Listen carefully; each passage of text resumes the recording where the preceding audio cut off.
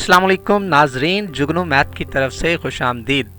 हम आपके लिए लेके आए हैं क्लास 9th और क्लास 10th के टेक्स्ट बुक के सॉल्यूशंस। वीडियो शुरू होने से पहले मेरी आप सबसे दरख्वास्त है कि हमारे चैनल को लाइक, सब्सक्राइब और शेयर ज़रूर कीजिएगा और साथ ही बेल आइकन के बटन को ज़रूर प्रेस कीजिएगा ताकि हमारी आने वाली हर नई वीडियो आप तक पहुंचती रहे। Thank you.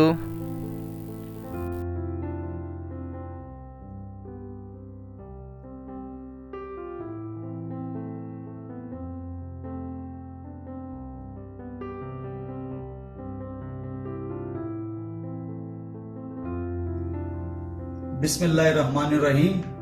Jugnu math 10th class coordinate equation chapter number 1 video lecture number 2। बच्चों आज हम आपको बच्चों इस वीडियो नंबर 2 लेक्चर में आपसे कोऑर्डिनेट इक्वेशन और इसके डिटेल से बच्चों इसकी डेफिनेशन आज डिस्कस करेंगे। तो पिछले लेक्चर में बच्चों आपको उसकी general shape ax² + bx + c ये डिस्कस की थी।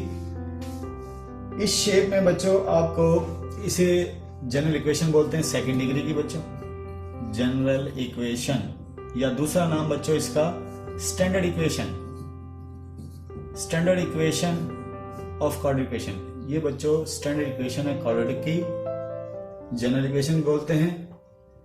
तो बच्चों इसे क्यों कोऑर्डिनेट बोला जाता है? क्योंकि इसमें वेरिएबल अननोन वेरिएबल बच्चों, अननोन वेरिएबल जो होगा उसकी पावर बच्चों 2 होगी। अब बच्चों आपके जहन में आएगा अगर पावर 1 आ जाए, जैसे आपके पास एक क्वेश्चन है 3x + 5 = 0। इसमें बच्चों 2 पावर है ही नहीं, इसमें तो पावर 1 है, तो आप बोलेंगे कोऑर्डिनेट नहीं है। तो कोऑर्डिनेट इक्वेशन के लिए मेन क्या कहा गया है कि ऐसी इक्वेशन जिसके अंदर अननोन वेरिएबल की पावर क्या हो, मैक्सिमम 2 हो। 1 पावर को बच्चों कोऑर्डिनेट नहीं बोलेंगे, ये 1 पावर आप पिछली क्लास में पढ़ चुके हैं बच्चों। ये लीनियर इक्वेशन होती है। लीनियर इक्वेशन ऐसी इक्वेशन जिसमें बच्चों वेरिएबल की पावर 1 हो, उसे हम लीनियर इक्वेशन बोलते हैं और वो एक स्ट्रेट लाइन रिप्रेजेंट करती है।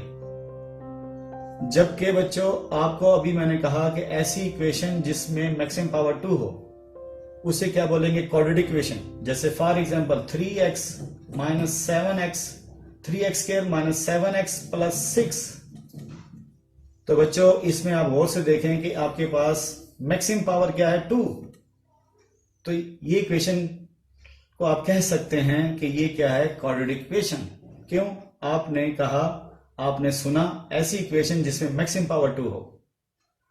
अब इसको बच्चों मैच करें तो ये स्टैंडर्ड फॉर्म से मैच हो रही है, तो आप बोलेंगे ये सेकंड डिग्री इक्वेशन है, यानी मैक्सिमम पावर इसकी 2 है, इस वजह से इसे कोऑर्डिनेट इक्वेशन कहते हैं। और इसकी स्टैंडर्ड फॉर्म से मैचिंग करें तो बच्चों a आपके पास 3 है, b आपके पास -7 है, 6 आपके पास c है।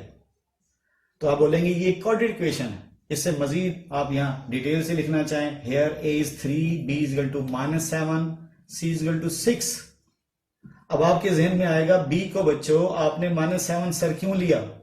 तो बच्चों -7 इसलिए क्योंकि फार्मूले में आपके पास वहां पे स्टैंडर्ड फॉर्म में प्लस है। अब इस इक्वेशन को मैं राइट करना चाहूं तो बच्चों ऐसे राइट करूंगा, प्लस इंटू -7 × x + 6। अब बच्चों आपको समझ आई होगी क्योंकि स्टैंडर्ड इक्वेशन में यहां पर क्या है, एक ताकत से पहले क्या है, प्लस। तो बच्चों ये आपके पास एक स्टैंडर्ड इक्वेशन है। ये बच्चों आपको इक्वेशन बताई। अब डिटेल से अब आपको शॉर्टली इसका कंक्लूजन क्या बताएंगे। ऐसी इक्वेशन जिसमें 2 ताकत हो उसे क्या बोलते हैं, मैक्सिमम पावर 2 हो, 2 से ना कम हो ना ज्यादा हो। ज्यादा होगी तो बच्चों उसे भी कोऑर्डिनेट नहीं कहेंगे। तो बच्चों ये आपके पास शेप थी 3x², जैसे मैंने अभी क्वेश्चन शेयर किया। लेकिन इससे पहले मैं आपको बता दूं कि जो स्टैंडर्ड फॉर्म है उस स्टैंडर्ड फॉर्म में आपने देखना है कि 2 पावर के साथ जो मल्टीपल हो रहा है वो a होगा, और एक ताकत वेरिएबल के साथ जो मल्टीपल होगा b होगा, और बच्चों बगैर वेरिएबल के जो होगा, इट मींस यहां पे क्या नहीं है, वेरिएबल नहीं है। तो वेरिएबल नहीं है तो एक पसे पर्दा बच्चों आपको चीज बता दूं, यहां पे वेरिएबल है जरूर लेकिन उसकी पावर 0 है। जिसकी पावर 0 होती है बच्चों, वो आपको पता है कि वो 1 होता है, इसलिए उसे नहीं लिखते।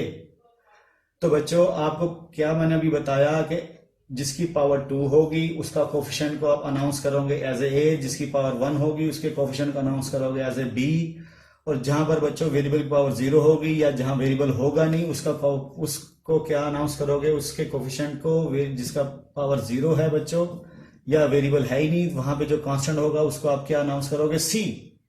अब जैसे मैंने अभी पिछली एग्जांपल ली थी 3x² - 7x + c6 = 0, तो बच्चों इसमें x² का कोफिशिएंट कौन है, 3, तो आप बोलेंगे a एज ए 3 है, और 1 की ताकत मैंने कहा था जिसका कोफिशिएंट होगा उसे b बोलेंगे।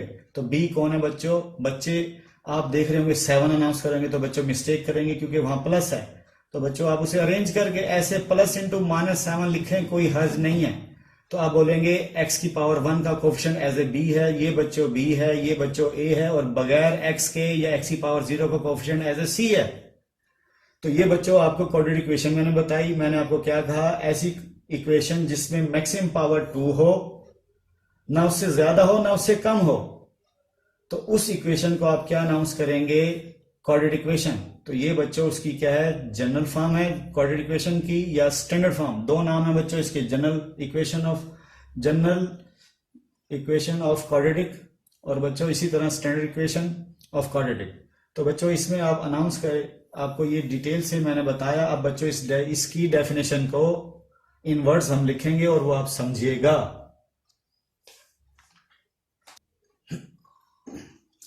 अब बच्चों डेफिनेशन उसमें हम ऐसे लिखेंगे, an equation which contains the square of the unknown variable. Unknown variable बच्चों मैंने आपको कहा था वो x था, उसकी पावर बच्चों क्या हो, square of the unknown variable, यानी वेरिएबल की पावर यहां पे स्क्वायर में कह दी है in words, but no higher power नहीं होनी चाहिए, इज कॉल्ड क्वाड्रेटिक इक्वेशन। अब बच्चों जब यहां पे कहा नो हायर पावर, इसका मतलब लेस पावर आ जाए तो उसे हम कहेंगे तो लीनियर इक्वेशन, लेकिन बच्चों उसमें हम अपने पास से बनाना चाहें तो बना सकते हैं 0x² करके, तो क्वाड्रेटिक बन सकती है। इसका मतलब x - 4 होता तो उसको बच्चों हम क्वाड्रेटिक में शिफ्ट कर सकते हैं 0 कोफिशिएंट लेकर।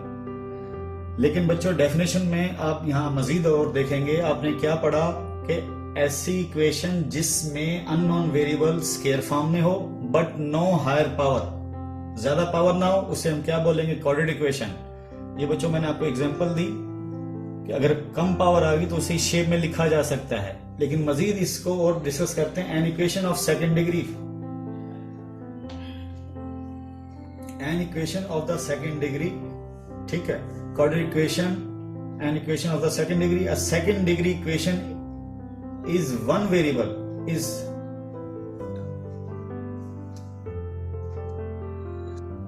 तो एग्जाम्पल के बाद बच्चों मैंने दी, तो उसमें हमने क्या नाम रखा, क्वाड्रेटिक इक्वेशन, या दूसरा नाम क्या है, सेकंड डिग्री इक्वेशन। तो इसका मतलब क्या हुआ बच्चों, इसको हम क्वाड्रेटिक इक्वेशन भी बोलते हैं, इसका अनदर नेम क्या है, equation of the second degree. अब मजीद शॉर्ट में बच्चों आप लिख सकते हैं A second degree equation in one variable of the form, इस शेप में हो। इस सारी वर्डिंग को बच्चों हमने समराइज करके, ये ना भी लिखें, यहां से डेफिनेशन आप लिख सकते हैं proper, a second degree equation in one variable of the form, इस शक्ल में हो, where बच्चों x² का जो कोफिशिएंट a के बारे में अनाउंस किया है कि वो 0 नहीं होना चाहिए। अब बच्चों मैं यहाँ एग्जाम्पल ले रहा था आपके सामने, x - 4 = 0, और मैंने कहा कि इसे बनाया जा सकता है 0x² + x - 4।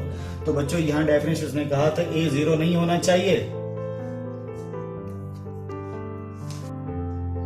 तो बच्चों a ≠ 0, इसका मतलब a 0 नहीं होना चाहिए। तो इसका मतलब बच्चों ये सेकंड डिग्री नहीं बन सकती इस डेफिनेशन की बेस पर, क्योंकि यहाँ क्लियर कट लिखा है कि सेकंड डिग्री फॉर्म इस शेप में हो और उसमें a 0 ना हो। तो इसका मतलब बच्चों इसे आप बोलेंगे यहाँ पर ये सेकंड डिग्री नहीं है, तो बच्चों ये क्वाड्रेटिक इक्वेशन नहीं है। उसके बाद बच्चों आपने कहा ABC क्या है, रियल नंबर है बच्चों, सेट ऑफ रियल नंबर से ये तीनों एंट्रीज आ रही हैं। इस कार्ड इन्हें क्या बोलेंगे बच्चों, जनरल या स्टैंडर्ड फॉर्म इक्वेशन। किसको बोल रहे हैं, इस पूरी इक्वेशन को आपने कहा है जनरल या standard form of quadratic equation. तो ये बच्चों डेफिनेशन आपको बताई।